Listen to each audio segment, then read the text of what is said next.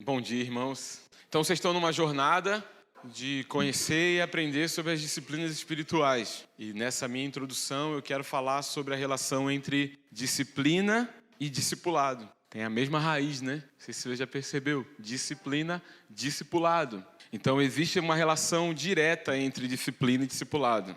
Não existe discipulado sem disciplinas espirituais. E quando eu falo discipulado, você pode pensar aí em tudo, né? Você pode pensar sobre a ordem que Jesus nos fez de fazer discípulos e o próprio discipulado de Jesus. O que eu estou querendo dizer? Que antes de você ser discípulo de alguém, você é um discípulo de Cristo. Amém? Esse é o chamado.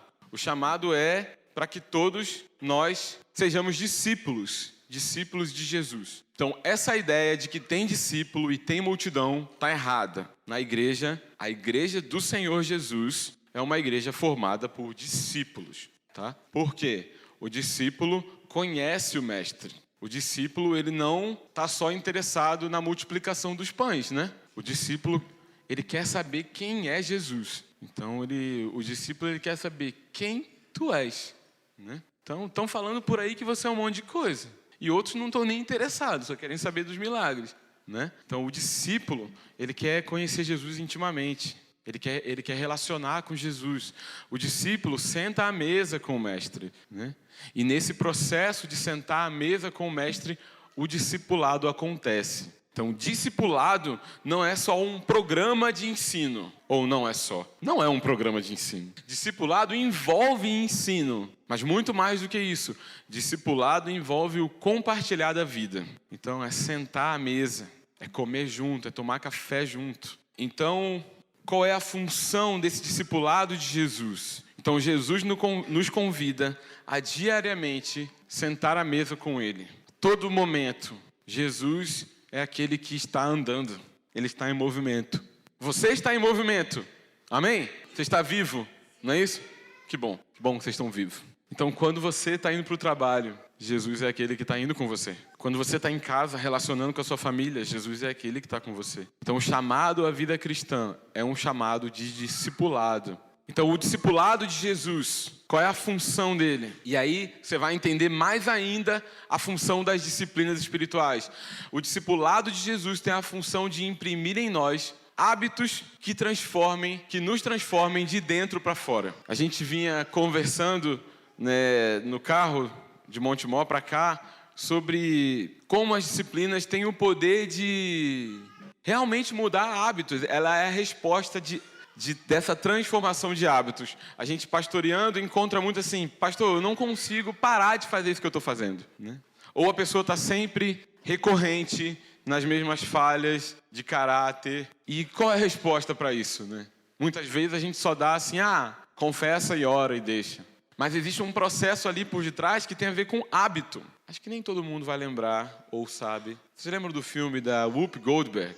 Pessoal dos anos 90 aí. Mudança? Vocês perceberam que esse nome é um trocadilho? Qual é o nome da roupa da freira? Hábito. Por quê? Ela veste aquilo. E ela vive o dia inteiro naquela veste, né? Ela dorme, tira, né? E enquanto ela anda, enquanto ela trabalha, ela tem sobre ela uma figura que lembra algo. E o que é esse algo? Cristo. A Bíblia nos convida a nos revestir de Cristo. A nos vestir de Cristo, a nos despir do velho homem e nos vestir do novo, que se renova para o conhecimento de Deus. Então, essa questão do hábito é muito poderosa. Então, essas disciplinas é o meio que a gente tem de transformar os nossos hábitos. Então, você não consegue exterminar com um hábito. Depois você me diz aí, que eu já perdi aqui quando eu comecei. Você nunca consegue exterminar com um hábito e não colocar nada no lugar. Hábito, ele precisa ser sempre substituído. Então, por exemplo, você tem o hábito de comer demais. Esse é o seu hobby. Você vai ter que trocar esse hobby por outro, que é o exercício físico. Porque só alface, mano, não vai ser um hábito que você vai... O alface não vai trazer uma sensação de prazer e de completude que a comida te dá. Então você troca o hábito. Então, o discipulado de Jesus, ele tem essa função. Ou seja, as disciplinas espirituais têm essa função. Então, cada disciplina espiritual que vocês estão vendo aqui, ela mexe com áreas da vida. Ela mexe com áreas da sua vida. E a gente encontra na liturgia, sabe essa palavra, liturgia? Liturgia é tudo aquilo que você faz, que enquanto você faz, transforma a sua vida, de alguma forma. Fala assim, liturgia. O que geralmente a gente pensa na liturgia? Geralmente está relacionado com o culto, né? Quando a igreja, né? Liturgia, não, vem aquela liturgia, já sei tudo o que vai acontecer. Igreja católica, senta, levanta, né? E ajoelha. E a igreja evangélica, a gente também tem liturgia. Mas não é errado a liturgia. Toda vez que você vem, todo domingo que você vem aqui, que você levanta as suas mãos e que você canta a palavra de Deus, você está... O que é isso? Um hábito. E quando você não faz, você fica meio perdido, né? Por quê? Aquilo entrou em você. Aquilo entrou no seu coração. Aquilo formou o seu hábito. E aquilo ensina você. E aquilo muda suas afeições. E aquilo muda os seus desejos. Então o mundo, na verdade, está repleto de liturgia. O mundo está cheio de liturgia. Quando você vai comprar, é uma liturgia. A forma como você compra é uma liturgia. Isso aqui forma a liturgia. O que você vê aqui... E quando você vê, aquilo está moldando algo dentro de você. Então, como combater com as liturgias que competem com o processo de Cristo ser formado em você? E as disciplinas espirituais, tanto as comunitárias, quanto as individuais, as interiores e as exteriores, elas são resposta para isso. Porque é uma guerra de liturgias no mundo. Nós somos bombardeados por coisas que mudam, que formam o nosso hábito, que formam as nossas afeições. Há pouco tempo eu aprendi a beber café especial. Os meus amigos fazem compra coletiva e eu compro com eles. Sai um pouquinho mais, sai mais barato, né? E eu peguei o hábito de tomar aquele café, sabe? Um bom café. E depois que você toma um bom café, você não quer mais tomar um café mais ou menos. Por quê? Isso mudou a forma como eu sinto sabor, gosto pelas coisas. E o Evangelho, ele faz isso. Ele muda as nossas afeições. Ele muda o nosso gosto. Ele muda a nossa forma de ver a vida. O discipulado de Jesus tem essa função de mudar a maneira como eu vejo a vida, como eu sinto o mundo. Então, a vida cristã é como essa árvore que brotou, né?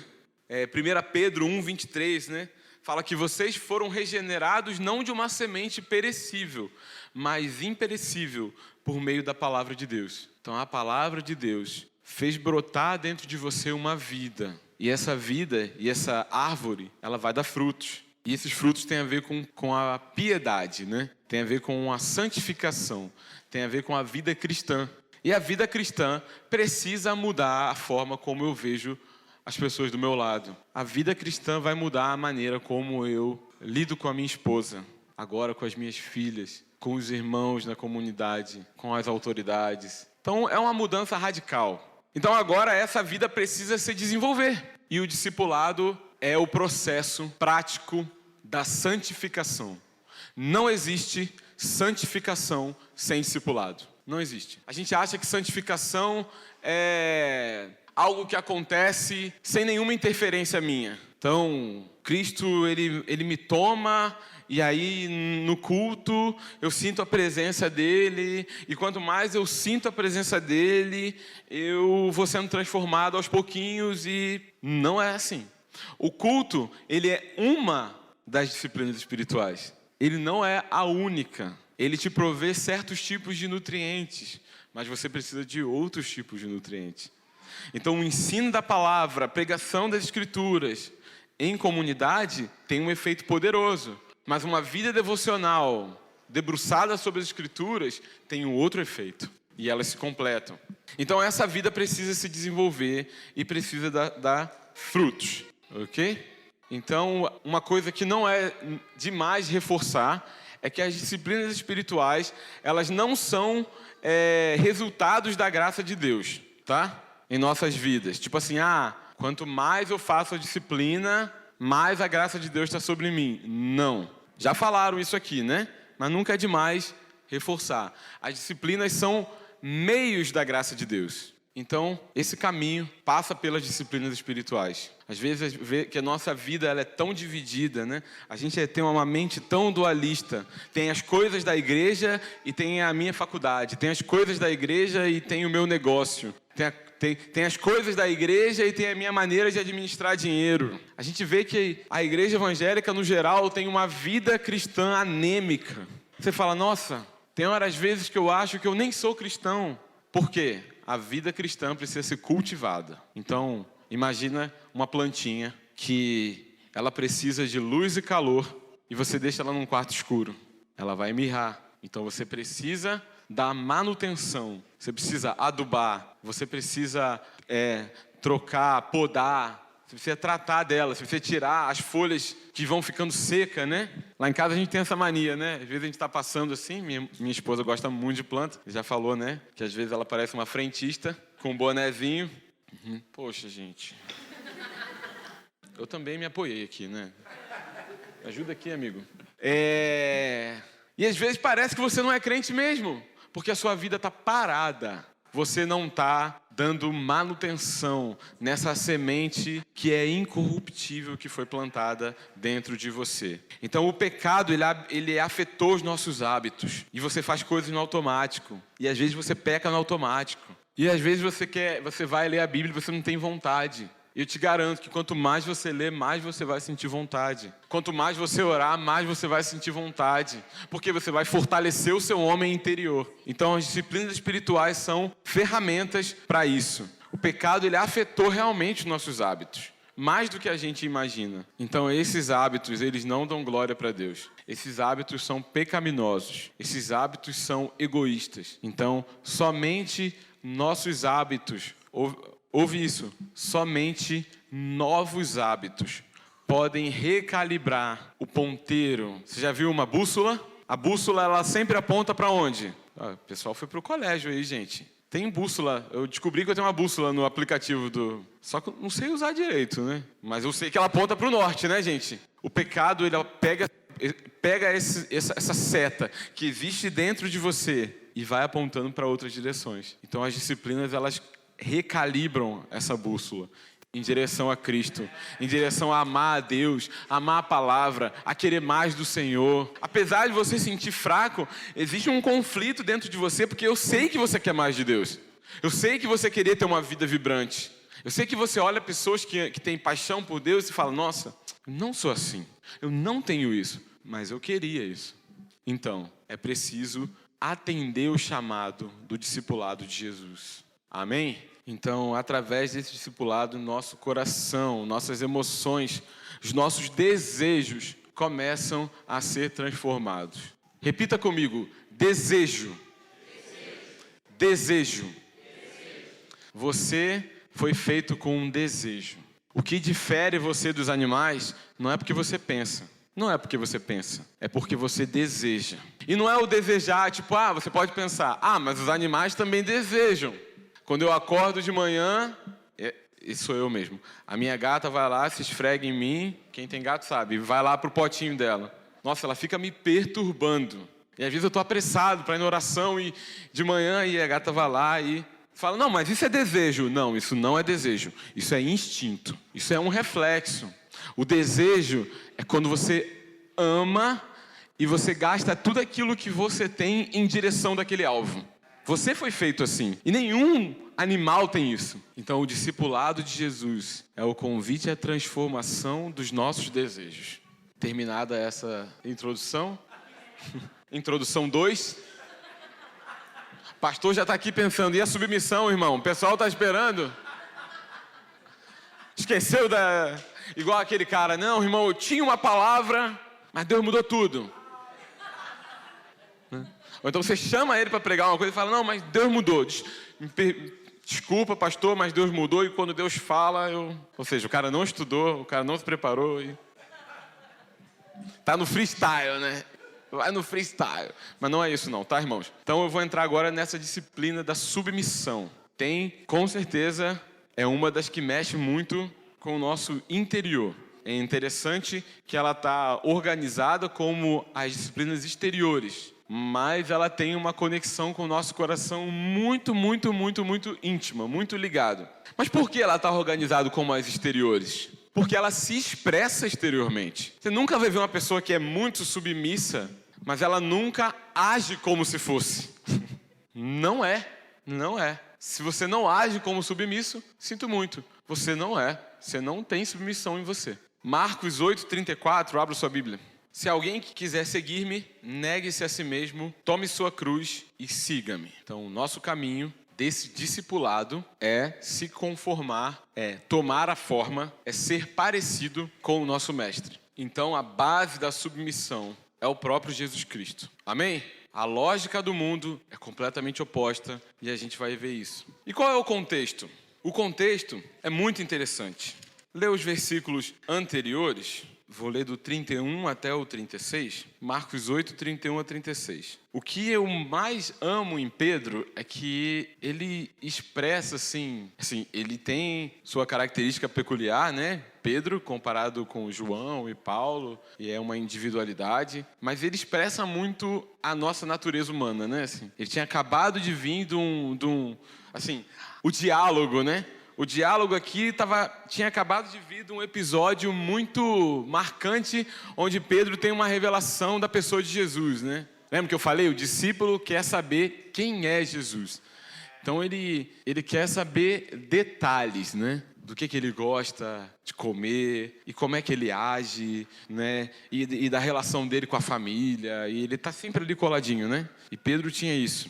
E aí depois Pedro dá uma pisada na bola aí, que não é nada, como é que eu posso dizer, particular de Pedro, mas tem a ver com uma mentalidade natural. Eu acho que muitos de nós faríamos a mesma coisa, né? 31. E começou a ensinar-lhes que era necessário que o Filho do Homem sofresse muitas coisas, fosse rejeitado pelos líderes religiosos, principais sacerdotes e escribas, fosse morto e depois de 3 dias ressuscitasse. E ele dizia isso abertamente. Mas Pedro, chamando-o em particular, começou a repreendê-lo. Ele, porém, virando-se e olhando para os seus discípulos, repreendeu Pedro, dizendo: para trás de mim, Satanás. Chamou Pedro de Satanás. É você, Satanás? Para trás de mim, Satanás. Porque não pensa nas coisas de Deus, mas sim nas que são dos homens. E chamando a multidão. E aí continua, né? Ele vai falar. A gente coloca título na Bíblia, mas vocês sabem que na Bíblia não tem, no texto original não tem título, né? Os assuntos quase sempre estão relacionados, né? E chamando a multidão, os discípulos disse-lhe: se alguém quiser vir após mim, negue-se a si mesmo, tome a sua cruz e siga. Porque quem quiser preservar a sua vida irá perdê-la, mas quem perder a vida por causa de mim e do Evangelho irá preservá-la. Pois que adianta o homem ganhar o mundo inteiro e perder a sua vida? A gente estava conversando sobre essa relação quando Jesus chama Pedro de Satanás. E ele não fala para Pedro assim, ele não fala: arreda-te, Satanás, porque você se preocupa com as coisas do inferno. Ele fala isso? Ele fala o quê? Você se preocupa com as coisas... Satanás se preocupa com as coisas dos homens, porque o homem caído se aliançou com Satanás. E a matéria-prima que Satanás tem para impedir o homem que chegue ao conhecimento de Deus é o próprio coração corrompido, pecaminoso do homem. Ele fala: arreda-te, Satanás, porque você pensa nas coisas do quê? Do homem, não de Deus. Porque Pedro estava pensando numa perspectiva humana ali. Como Jesus? O último aqui que vai morrer é você. Se eles vierem, a gente fica na frente e o Senhor se esconde lá, porque o seu trabalho precisa continuar. Era uma mentalidade de preservação. O pecado nos dá esse reflexo de preservar a nossa vida. E não é só... Eu não estou falando preservar simplesmente a vida natural. Por exemplo, nós temos reflexos de preservação da vida natural. Por exemplo, o medo de altura, por exemplo. Esse medo, ele te protege de morrer, mas não é isso que eu estou falando. Jesus estava falando do propósito de Deus em levá-lo até a cruz. O assunto ali não era a morte. O assunto de Jesus era um cumprimento do propósito eterno de Deus, que já estava determinado desde a fundação do mundo. E Pedro estava olhando com a ótica de proteção da vida. Então, essa afirmação, se alguém quiser seguir-me, negue-se a si mesmo, tome a sua cruz e siga, não tem como obedecê-la se nós continuarmos cogitando das coisas dos homens. O chamado de Jesus é revolucionário. Tudo vai ser queimado pelo fogo. No último dia, toda a sua reputação não vai valer nada. Todo o seu dinheiro não vai valer nada. Todo o seu talento não vai valer nada. Todo o império que você possa construir não vai valer nada. Então, o convite de Jesus desse discipulado, de negar a si mesmo e tomar a cruz, é um convite à autonegação. Autonegação. Somos chamados a negar a nós mesmos. E no mundo em que nós estamos vivendo, isso é quase uma blasfêmia. Na era do coaching que nós vivemos, nossa, eu já ouvi o eita. Principalmente o coaching pastoral, que é uma estratégia de Satanás, que cogita das coisas dos homens e não de Deus. E o que o mundo diz? Você pode. É só você fazer um turnover e mudar o seu mindset. Mudou sua mentalidade a respeito de quem você é, você pode mudar o mundo, porque você... Lembra do comercial da Elsev? Porque você vale muito.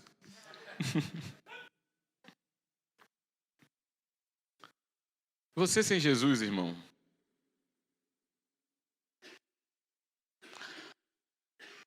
como dizia minha avó, se trocar por adubo, você ainda sai perdendo. Minha avó não falava adubo, né, gente? Essa é a versão editada para a igreja. Né? Não vale nada. Então, esse sentimento de se deparar com a realidade, de que encontrar com Jesus é abandonar quem você é, cara, e eu tô falando a gente, tá? Eu não tô falando só quem tá lá fora e quem tá fazendo coaching e qualquer outro acompanhamento que é potencializar, não é isso? A palavra agora é potencializar, não é isso? Potencializar. Você tem que ir além do seu desempenho. Então, você grande, você pensando grande, você transformando o seu ambiente. E isso é Satanás, cogitando das coisas dos homens. Porque é disso que ele cogita. Você pode pensar assim, não, mas eu não vou na macumba, não faço bruxaria. Poxa, Jesus me chamou de Satanás, me ofendeu. Vou sair dessa igreja. Por quê? A palavra do pastor me ofendeu. Eu não quero ficar vindo aqui todo domingo ouvir que eu estou errado. Porque o meu terapeuta fala que eu valho muito e que eu preciso potencializar aquilo que eu sou e me tornar mais ainda quem eu sou. Esse é o espírito do anticristo. É a natureza humana elevada à 10ª potência. A gente pensa assim, não, o espírito do anticristo é um demônio fazendo milagre, é um demônio hipnotizando as pessoas. Não, o espírito do anticristo é Satanás cogitando das coisas dos homens. É o homem grande, vivendo o máximo do seu potencial. E o convite de Jesus é negar a si mesmo, tomar a cruz, seguir o caminho dele. Então, o que submissão tem a ver com autonegação? Tudo. Não tem como. O teste para saber se você é submisso é se você abraça essa palavra de negar a si mesmo. Porque submissão significa ceder. Submissão significa sair da frente. Submissão significa que as coisas não vão acontecer do seu jeito. Então, por instinto, a gente repele. A gente recusa no nosso íntimo abraçar essa palavra de morrer, porque naturalmente nós não queremos. E a Bíblia fala sobre se despir do velho homem com as suas paixões e se revestir do novo homem. Não, irmão, velho homem já morreu. É verdade. Já viram o filme O Morto Muito Louco? Muitas vezes nós somos aquele morto muito louco ali, né? A gente quer manter ele agindo ainda. E a gente faz coisas para Deus na carne. E a Bíblia fala que os que estão na carne não podem agradar a Deus. Não pode agradar a Deus. Se você não seguir a Jesus, negar a si mesmo, tomar a sua cruz, não tem como. Então, hoje em dia, é falado sobre autorrealização, né? Realização pessoal. O que faz você se sentir realizado? E a palavra de Jesus é: morre, morre, diabo. As referências aí do YouTube, né? Morre, diabo. Fazei morrer, pois a vossa natureza terrena é vã, se reveste do novo, cresce para o conhecimento de Deus. Brincar de igreja sem abraçar o discipulado de Jesus não vai te levar a lugar nenhum, desculpa, irmão. Você só vai se sentir até uma pessoa melhor, o que é um perigo demais. Se você achar que você veio aqui, bateu o cartão, isso te faz um pouco melhor do que seu amigo que usa droga, desculpa, não te faz. Se você não abraçou o chamado de Jesus, de negar a você mesmo, de submeter ao mestre, desculpa, você é um cocô que foi borrifado um perfuminho. Você se sente cheiroso, mas não é. Você fede. Não existe cocô cheiroso, irmão. Pode tentar.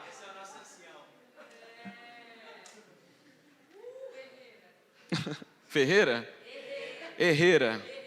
Mudei seu nome. A partir de hoje será chamado Ferreira. Sou igual Jesus.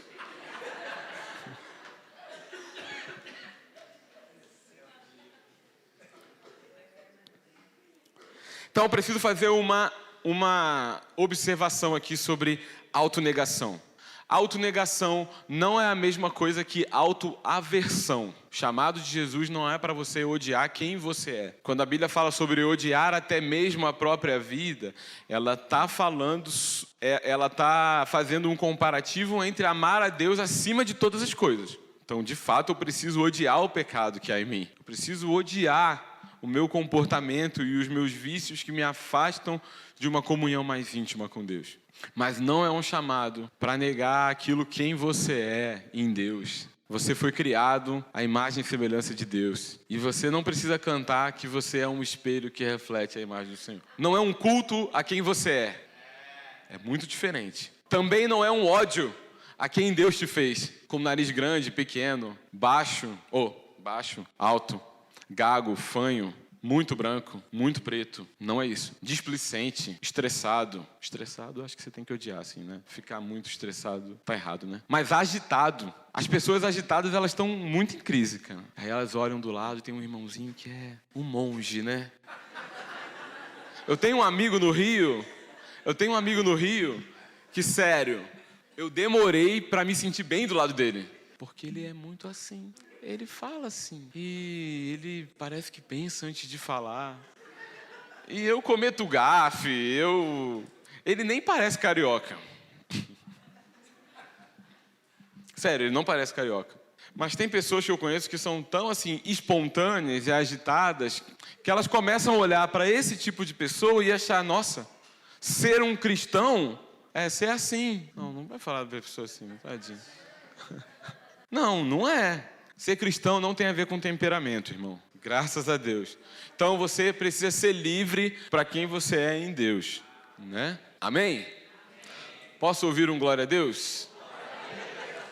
Então Deus ama quem você é. Precisa ter equilíbrio, tá vendo? Na coisa? Deus ama quem você é porque Ele te fez dessa maneira.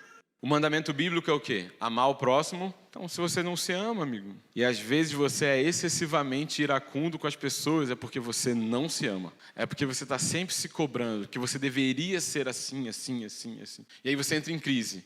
E aí quando alguém falha com você, você é cruel.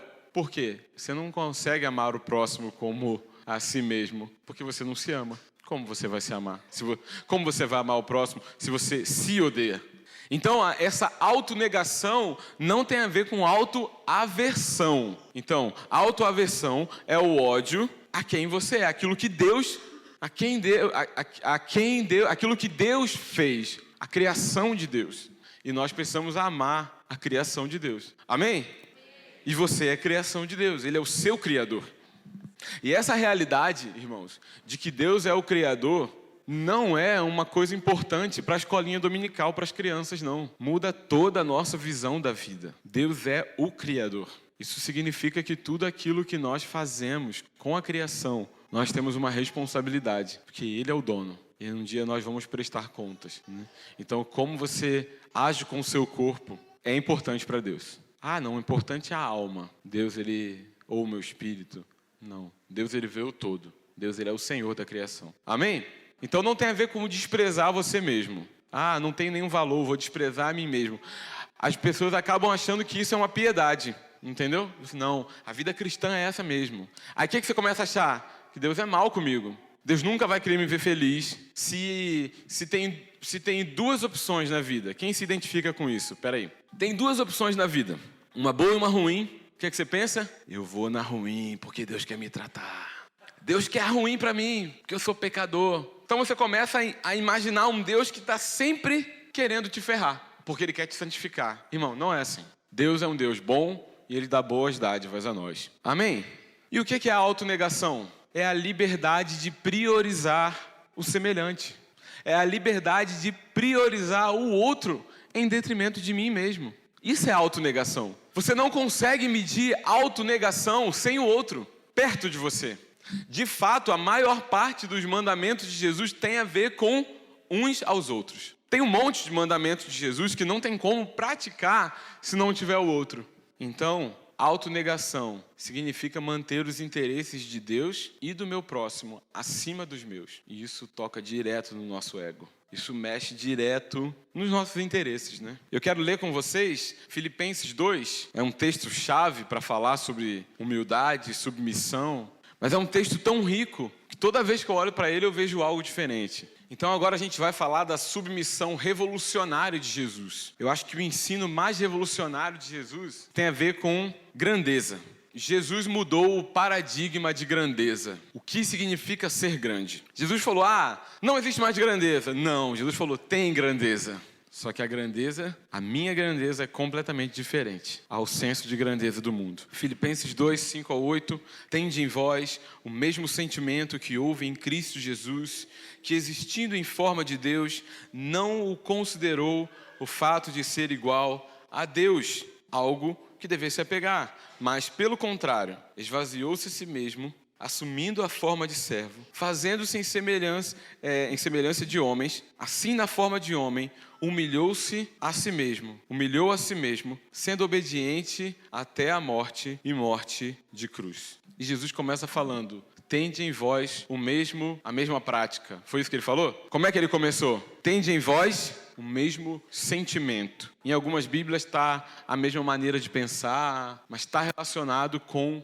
algo que começa dentro. Jesus não era arrogante. Pensa que se você fosse Jesus, com todo o poder, você poderia fazer o que tivesse que ser feito por conta de alguma paciência, mas sem submissão. Mas Jesus, ele era íntegro, irmãos. Quando Jesus fazia alguma coisa, ele não fazia porque tinha que fazer. O coração de Jesus estava engajado em tudo aquilo que ele fazia. Fala, não, vamos lá, né? Vamos aconselhar aquele irmão problemático, né? Fazer o quê, né? Sou pastor, né? Sou tentado isso, irmãos. Todos os dias. Vou lá, tem que ir, né? Mas Jesus tinha um sentimento. Jesus tinha a afeição dele. Ele era interiormente inclinado a fazer a vontade de Deus. Ele tinha amor por fazer a vontade de Deus. E ele está falando, seja essa a atitude interior de vocês. Seja esse o sentimento de vocês. Então aqui Jesus nos ensina que a verdadeira liderança consiste em se tornar servo de todos. E isso começa em ter o mesmo sentimento que houve em Cristo Jesus. Que não cogitou das coisas dos homens, mas das coisas de Deus. Que subsistindo em forma de Deus, não o considerou ser igual a Deus. É algo que ele poderia se apegar. Mas antes ele desceu. Ele se tornou obediente até a morte, e morte de cruz. Isso fala algo para nós. A vida de Jesus foi uma vida de cruz. Ele não apenas morreu uma morte de cruz. Se você perceber aqui, esse texto é cruz o tempo inteiro. Existindo em forma de Deus, não considerou o fato de ser igual a Deus, algo que devesse apegar. cruz. Isso é morte, isso é cruz. Pelo contrário, esvaziou-se a si mesmo, assumindo a forma de servo e fazendo semelhante aos homens.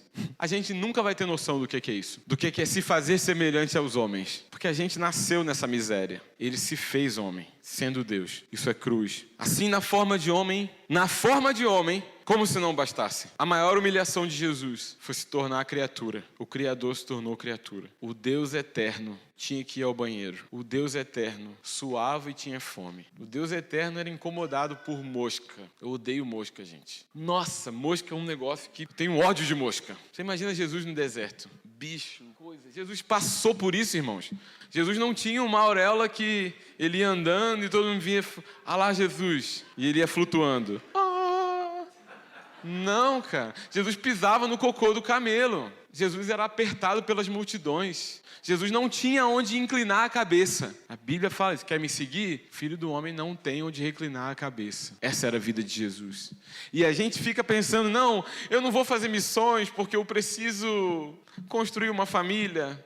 Arreda-te, Satanás, porque cogita das coisas dos homens e não nas coisas de Deus. Então a vida de Deus começa a brotar e começa a fluir à medida em que a vida do homem começa a morrer. Para a vida de Deus fluir, você precisa abraçar o discipulado de Jesus de forma integral. A vida começa aí. O poder revela-se na submissão.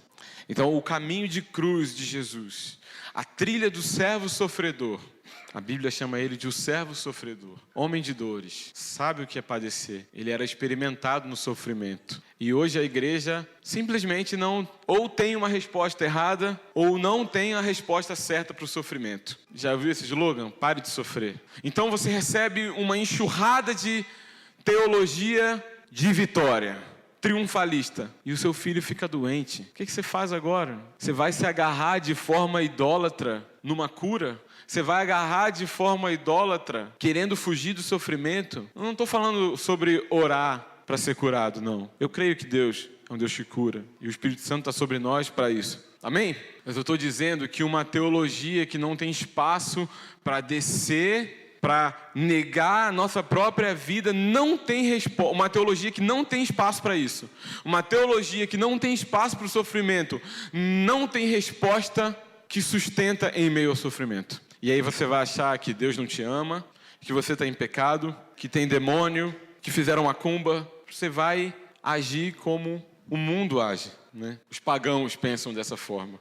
Então essa é a introdução da introdução da introdução para falar que não existe vida de submissão sem entender o Evangelho de Jesus. Amém? Ah, porque eu tenho dificuldade de me submeter. Porque eu sou uma pessoa muito forte. Você tem dificuldade de viver o Evangelho. Você tem dificuldade de submeter a Cristo. Porque toda submissão horizontal, ela parte da submissão vertical a Jesus. A uma vida que abraça a obediência, que se submete a Jesus, ao seu chamado, aos seus mandamentos. Amém? Então Jesus, ele rejeitou todos os mecanismos culturais sobre liderança da época e da nossa época, muito mais, talvez. Então, toda a ideia de posição e de poder, Jesus subverteu aquilo. Em Mateus 23, do 8 a 12, Mateus 23, 8 a 12, deixa isso bem claro. Como é que Jesus estava subvertendo, ele estava destruindo os conceitos de poder e autoridade daquela época. Mas vocês não devem ser chamados mestres. Um só é o mestre de vocês. E todos vocês são irmãos.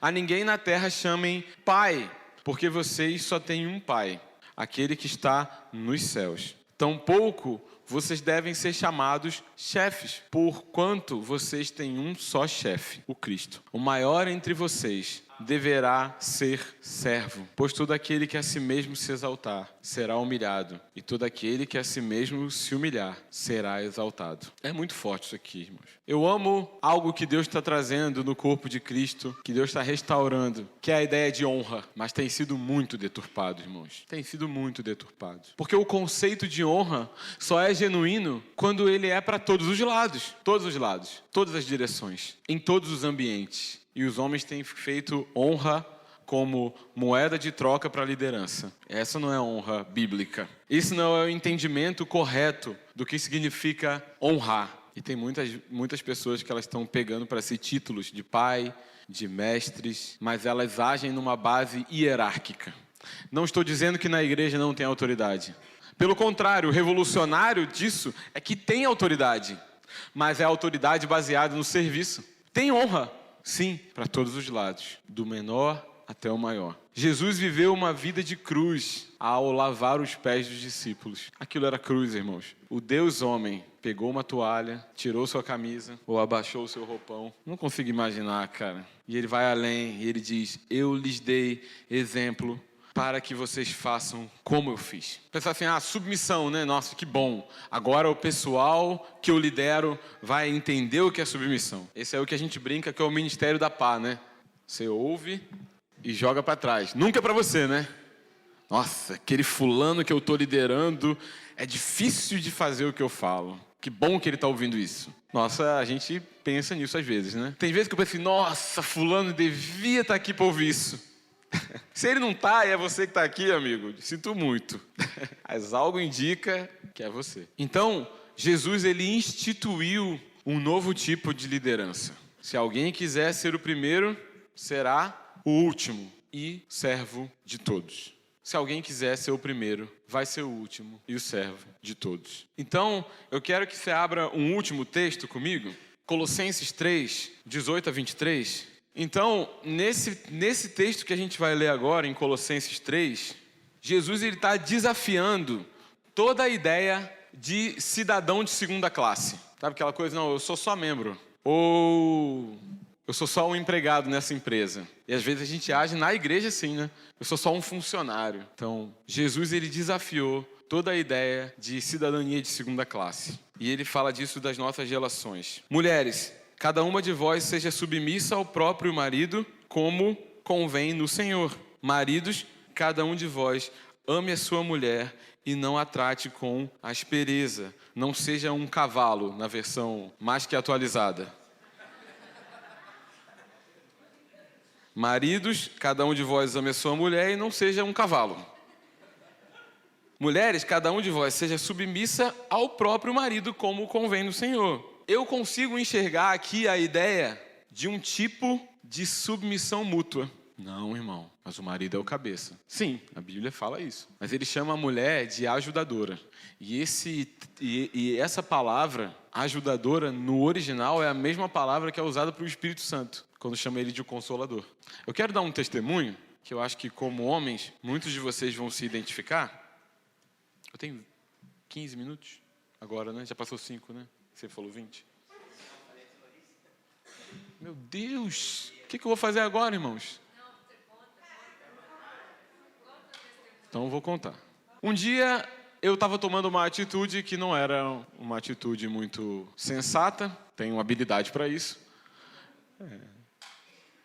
E a minha esposa, ela com muito carinho, ela me corrigiu. Não me corrigiu tipo, tá de castigo, tá errado. Não, ela falou, eu acho que você deveria fazer assim, assim, assim, meu bem. E foi com muito zelo que ela falou, mas a gente como homem se ofende assim mesmo. Alguém aqui se identifica com isso? Porque afinal de contas, você é o cabeça.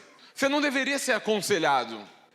Deixa eu fazer as coisas do meu jeito, porque eu sou homem. E aí você vai lá, faz errado para provar que você tem autoridade e quebra a cara. Cara, e Deus veio assim, o Espírito Santo veio com essa palavra no meu coração, do ajudador, do Espírito Santo. Lá o Ângelo brinca, ele chama a Carol de o Espírito Santo dele. Ele brinca, porque geralmente as mulheres são mais sensatas que os homens, isso é verdade. Eu falei, nossa, Deus me deu a graça de ter uma mulher sábia. Eu não estou falando sobre ser controlado, tá? Eu não estou falando sobre mudar a posição de autoridade, submissão. Tem nada disso.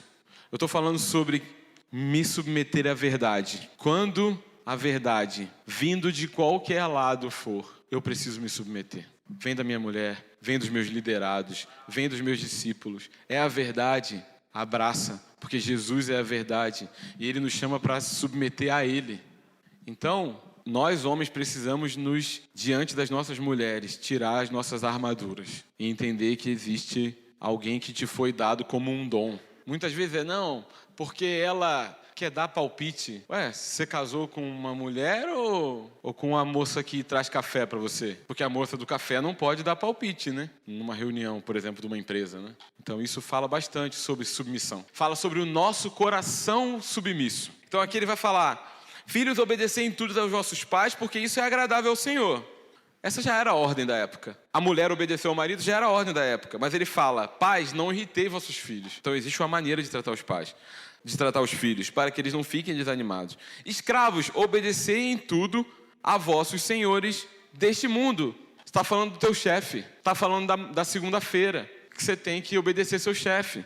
Não servindo só quando observados, mas como quem quer agradar aos homens, mas de coração íntegro, temendo o Senhor. Então, a nossa submissão precisa estar enraizada na nossa submissão ao Senhor.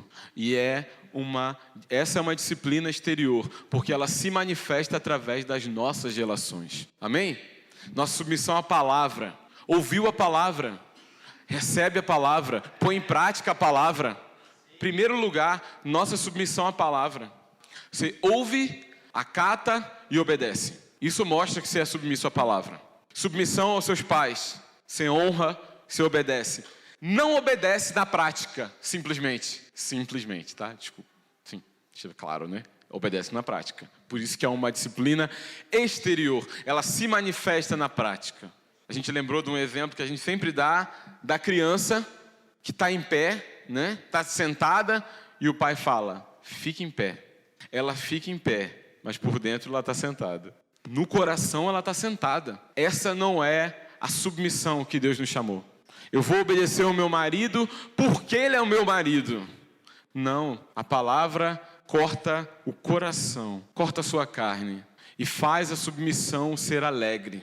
E existe liberdade na submissão. Estou terminando. Existe liberdade na submissão porque muitas vezes nós ficamos doentes porque as coisas não saem do nosso jeito. A gente passa até mal. Porque aquela placa não era para estar ali assim, eu sonhei com ela ali. E a maioria das coisas que a gente tanto passa mal, elas não têm importância nenhuma. Quase todas. E a grande briga na igreja por submissão é: eu quero que as coisas aconteçam do meu jeito. Você quer que as coisas aconteçam do seu. E ninguém vai ceder. E o chamado de Jesus é um chamado de ceder, morrer, descer. Que o Espírito Santo possa cortar a nossa carne realmente, circuncidar o nosso coração, para mostrar que há liberdade em obedecer, irmãos. Eu não preciso que as coisas aconteçam do meu jeito. Eu não preciso. Eu posso confiar na graça que Deus dispensou a outro irmão e de alguma forma, mesmo sendo líder, me sujeitar. A Bíblia fala: sujeitai-vos uns aos outros em amor. Então, precisa ser em amor. Não é uma obediência cega. Quando aquilo que o seu pastor está fazendo é totalmente contrário à palavra, você tem sim liberdade para desobedecer. Mas quando não ofende a santidade de Deus, sinto muito, é hora de morrer. Amém? Vamos ficar de pé? Vamos orar? Pai, eu oro para que o Senhor nos mostre a beleza do Jesus que abaixa para lavar os pés dos discípulos. Não queremos lavar os pés uns dos outros de forma simbólica, Senhor, somente. Queremos lavar os pés dos outros com o nosso serviço. Tira de nós toda mania de fugir do serviço na igreja. Dá-nos um coração disposto a servir e a submeter uns aos outros, a viver uma vida de sujeição, a seguir o caminho de cruz, esse caminho de autonegação e encontrar liberdade nisso, Pai. Pai, nos ensina, Deus. Eu oro para que o Senhor nos mostre, nos leve a situações práticas para dizer sim. Nós queremos dizer sim ao seu chamado, Senhor. Eu oro para que cada irmão aqui encontre na sua semana lugar para dizer sim. Sim à submissão de Jesus. Sim ao chamado para morrer. Sim ao chamado do discipulado. Faça isso em nós, Senhor. Nos mostre a beleza da tua santidade, Jesus. Molde o nosso coração. Molde o nosso coração, Jesus. Queremos ser como o Senhor, Jesus. Eu te peço, Pai. Faça isso em nós. Quebre padrões humanos, Senhor. Quebre padrões humanos, Senhor. Não queremos cogitar das coisas dos homens, Senhor. mas queremos ver a tua liderança, Jesus, que foi um servo de todos e serviu até o fim. Oh, Deus, faça isso em nós, Pai. É o que te pedimos em nome de Jesus. Amém.